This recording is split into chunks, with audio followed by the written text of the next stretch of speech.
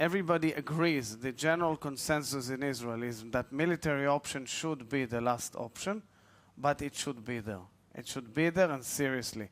And what they tend to disbelieve is whether and how far will Obama and the Europeans go if they need to go to war. That's the question mark that looms over everything. And this lack of trust, whether the Americans are so forceful to adhere to their words.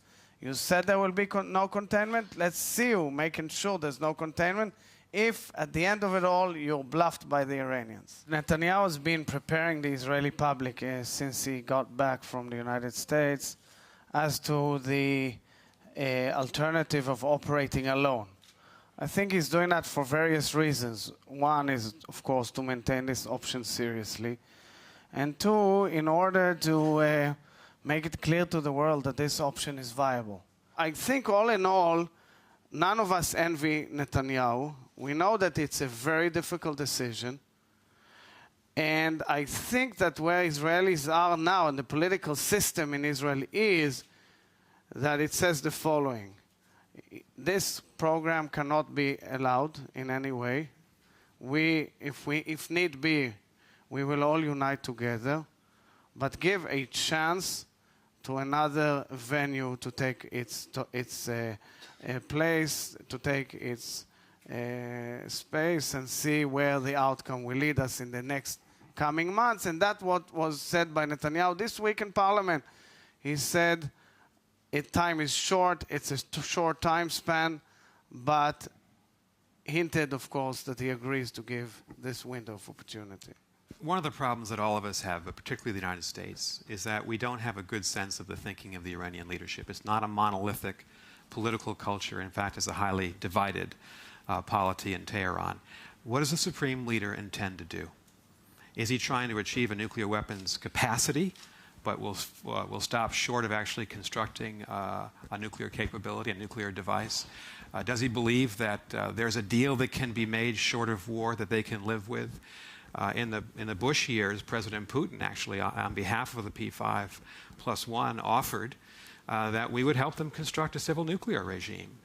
We would control the enrichment process. They wouldn't do that. Strict international guidelines. The Iranians turned that down. So I think what you should look for, if negotiations start, a degree of clarity and seriousness on the part of those Iranians representing not Ahmadinejad, the supreme leader. My sense is that these talks will be protracted. They'll take months, if not years.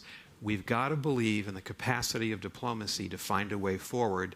Exhausted before we turn to war, there'll be calls in my country, for sure, within a couple of weeks, if talks have not succeeded, that the president's failed, and we should then turn back to war, and that would be a serious mistake. Well, what I would hope that Prime Minister Netanyahu would hear, what I would expect he'd hear from an American president of either of our parties, would be the following. We have enormous sympathy for Israel's strategic predicament with Iran. And given Jewish history, and given the ethic that binds Israelis together, you have an absolute right to take seriously these extraordinary statements from the Supreme Leader Ahmadinejad about wiping Israel off the map of the world. We are Israel's greatest friend, and we will defend Israel in a shooting match with Iran. We'll protect Israel. But the next message is, but please don't get ahead of us, and please give us some space. And we would like an understanding that Israel would not use force without the agreement of the United States ahead of time. The Russians have a real clear understanding of who the Iranians are. They're closer geographically. They have a longer-term history with the Iranians. I think they have a much more highly developed strategic and a very sophisticated view of this question. My sense is the Russians can be part of the answer here. They can be very helpful to President Obama, Prime Minister Cameron, President Sarkozy, and others, with some skillful diplomacy. A reset 2.0, I think, is highly desirable. No matter what our differences are, and we got many with President Putin, we need him on this issue. And a tough-minded Russia behind the sanctions regime and using political influence in Iran, it can help.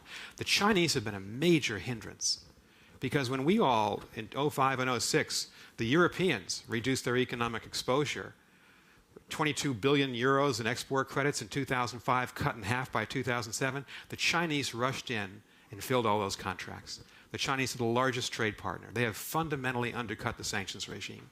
They've given no help on the political side and in negotiations. It's China Inc. and China's mercantilist interests that come first. And so I think our pressure ought to be on China to get in line with the Europeans, the United States, and Russia to help us figure this out. And I'll go back to a point I made before. I'm convinced that if sanctions fail, and certainly if negotiations fail, we're going to be left with one alternative. We've already heard from President Obama. He is going to take a very tough-minded approach to deny Iran a nuclear weapons future.